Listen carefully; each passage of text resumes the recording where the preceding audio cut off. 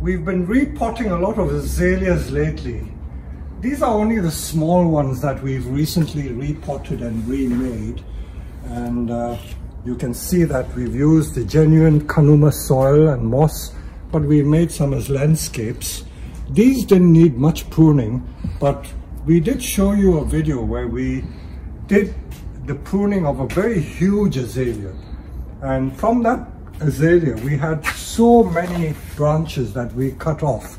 All these were cut off from that tree. They're just prunings from that tree. And as you know, I never waste anything, so I'm going to make cuttings from these. Azalea cuttings are very, very easy to make. When we do azalea cuttings, my success rate is almost 70%. That means for every 10 cuttings I make, 7 of them will strike. Now, how do I go about it? There are so many ways of making cuttings, and there's a lot of misunderstanding about cuttings, and I'm going to show you the methods that work for me. I'm not saying that what I do is the only correct way, because different people have different tricks and everyone has their own way of making it. But this is the way that I do, and I get 70% strike rate from it. So let's begin from the very basic, the tray or pot in which you make the cuttings. You can use ordinary flower pots to use cuttings, or you can use seed trays. You can even use bonsai pots. And what I need to emphasize here is that when you choose the pot, the deeper the container, the more chance of success you get, because the deeper the pot, there is more contact with the stem and it generates more heat and warmth. If you use a shallow container, if I had the choice of using this or this, I would use this every time and not this, because this is too shallow. By the time you put your cutting in, it doesn't make much contact with the soil. So as deep as possible. I always use about 2 or 3 inches deep. Like these trays, which I'm going to use, are quite deep. So this is what I would do. So I would fill it right to the top. So if you have a container like that, there's no point filling it only that much. You should fill it right to the very top. So this is what we do, fill it right to the top. Same with these containers. We fill it right to the top. Now, what is the medium we use? There are so many different mediums. Some people I've seen in Japanese books, they use, in fact, pure akadama to make cuttings. Some of them use pure sand. Some people use mixture of peat and sand. Now, before anyone criticizes me for using peat, peat is only a generic term we use. It can be cocoa bark or even compost, ordinary garden compost. But we always open that material out with pine bark. So this is a mixture of bark and that generic peat or cocoa peat or whatever you call it. Okay, so don't turn me off for using the unsustainable peat. Peat, in fact, is still used in the horticultural trade a lot. And it isn't banned, it is still used.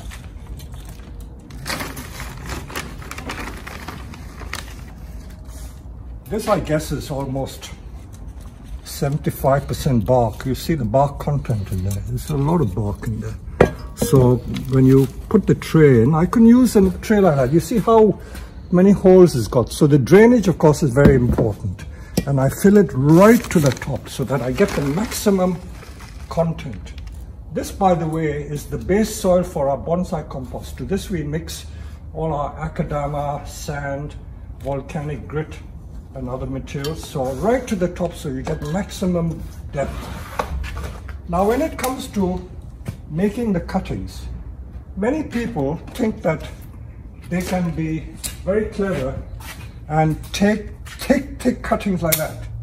Thick pieces of wood, they think that sticking that in will root.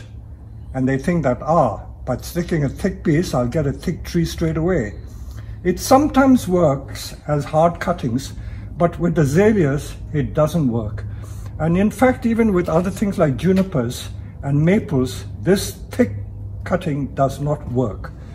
You have got to use fairly thin cuttings like this. So what would make an ideal cutting is probably like that, this sort of thickness with the heel. and you can clean the heel up. There you are, you clean the heel. But better still, you can use even thinner than that. You break that. That would be, in my view, the ideal cutting. I can try this one, but this one is the ideal one. Also, in the late summer, you see the difference in the color of wood. This is the shoots that were produced in the current year from, I would say, July 2019 to the present time. This was produced the previous year, 2018, and this was produced 2017. If it had been long enough, the semi-hard cuttings like that, which was produced in the current year, in 2019, they would be the ideal cutting. But it's not that long, so I'm not that interested. But even the 2018 wood, that would make an ideal cutting. And I always use a heel because the heel gives a better chance of success. So with all these shoots, let me show you what I do. I break them off all from the heel, like this. And then from this I would get this, that would make a cutting. This would make a cutting, that's a nice size, that's a nice cutting. Like that. You can sometimes, if you don't want to tear it, you can use scissors. You can cut it there and then split it. Like this one, you can split it there at the joint over there. And then split it, that would make a cutting. So these are all cuttings.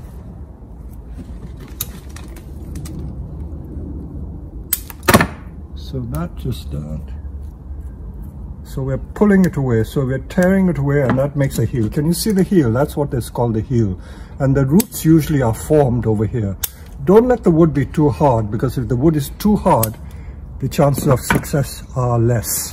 So we've got these cuttings here now, and then we use the hormone rooting powder. Of course, we use a commercial grade hormone rooting powder, but you can buy any of this from garden centers or garden stores. So you dip the tip in there and then insert. You see how long that cutting is? I would insert half the length. That means I would insert it right up to there. I wouldn't just insert that much. I push it right in. So the tip like that. Touch the powder deep in. The other little trick is to put it at a slant. If you put it at a slant, it gets even more contact. So rather than just put it vertically, put it in at a slant. So that's another little trick not many people tell you about.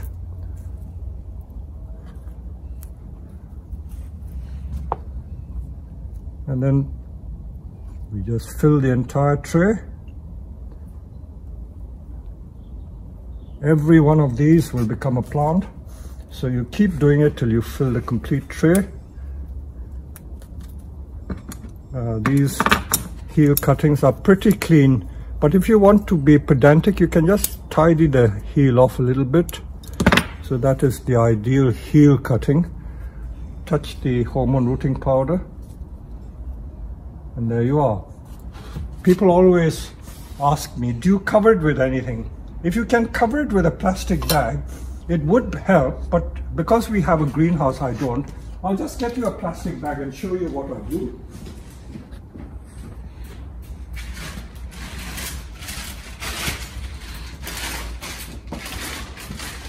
So rather than waste plastic, we always save our bags. You see, this is our moss bags.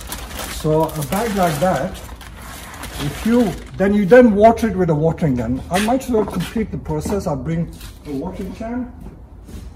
So with your watering can, you need to water it in. You can imagine that the whole tray should be filled with the cuttings, and then you can put it in a bag like this. You can support it so that it doesn't touch the cuttings, and that would be a very nice environment to keep the trees, the cuttings. But don't leave it covered all the time. On nice mild days, open it out to let fresh air in, because if you keep stale air, you can get mold forming, and the mold will spoil the cuttings. So you have to open it out to ventilate from time to time. So that is how you make ideal Satsuki cuttings. But you can use this for making juniper cuttings, and you can make the maple cuttings in the middle of summer, May, June, even July, very good times to make maple cuttings.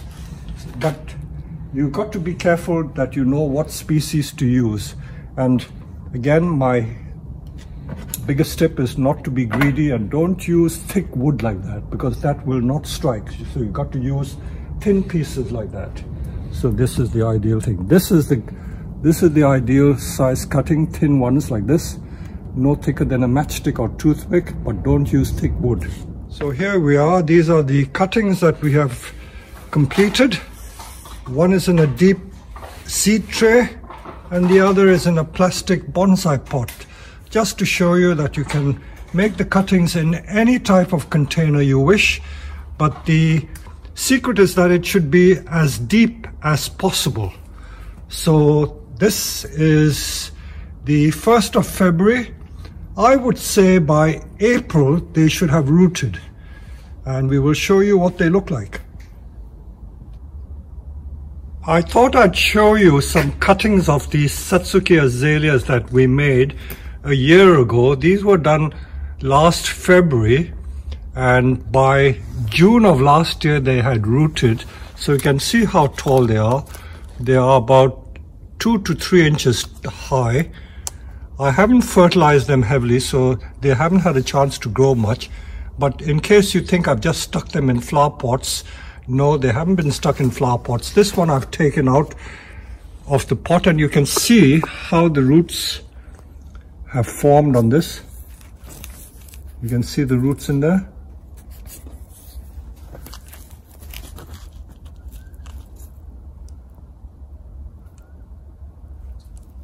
And you can see the detail of the root.